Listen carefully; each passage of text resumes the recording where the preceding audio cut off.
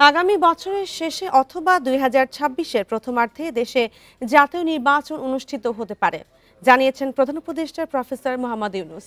বিজয় দিবস উপলক্ষে জাতির উদ্দেশ্যে দেওয়া ভাষণে তিনি জানান, 6টি সংস্কার কমিশনের চেয়ারম্যানদের নিয়ে জাতীয় ঐক্যমত্য গঠন করা কমিশন প্রতিষ্ঠার কাজ চলছে। সাম্প্রদায়িক রাজনীতির মাধ্যমে জাতীয় ঐক্য নস্যাতের চেষ্টা সফল হবে না বলেও জানান তিনি।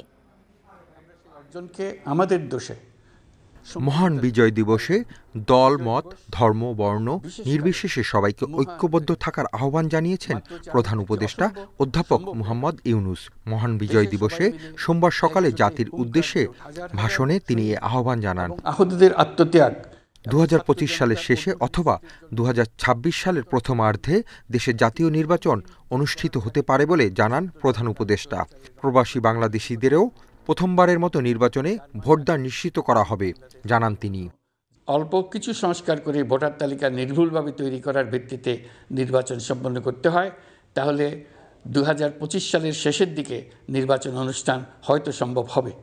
আর যদি এর সঙ্গে নির্বাচন প্রক্রিয়া এবং নির্বাচন সংস্কার কমিশনের সুপারিশের পরিপ্রেক্ষিতে এবং জাতীয় ঐকমত্যের ভিত্তিতে প্রত্যাশিত মাত্রার সংস্কার যোগ করি, তাহলে অন্তত আরও 6 মাস অতিরিক্ত সময় লাগতে পারে। মোটা দাগে বলা যায় 2025 সালের শেষ দিক থেকে 2026 সালের প্রথমার্ধের মধ্যে নির্বাচনের সময় নির্ধারণ করা যায়। অধ্যাপক ইউনূস জানান, 6টি সংস্কার কমিশনের চেয়ারম্যানদের নিয়ে জাতীয় ঐক্যমত্য গঠন কমিশন প্রতিষ্ঠার কাজ চলছে। আগামী জানুয়ারিতেই ঐক্যমত্য গঠন কমিশন কাজ শুরু করতে পারে বলেন তিনি। এর কাজ হবে রাজনৈতিক দল সহ সকল পক্ষের সঙ্গে মতামত বিনিময় করে যে সমস্ত বিষয়ে ঐকমত্য স্থাপন হবে সেগুলো চিহ্নিত করা এবং বাস্তবায়নের জন্য সুপারিশ করা। প্রধান উপদেষ্টা বলেন, শ্বেতপত্র প্রণয়ন কমিটির তথ্য বলছে, বিগত সরকারের আমলে বার্ষিক উন্নয়ন ব্যয়ের প্রায় অর্ধেক টাকাই লুটপাট হয়েছে। বিদেশে পাচার করা টাকায় গোলযোগ সৃষ্টি করে ফ্যাসিবাদীরা আবার ক্ষমতায় ফেরার চেষ্টায় আছে জানান তিনি।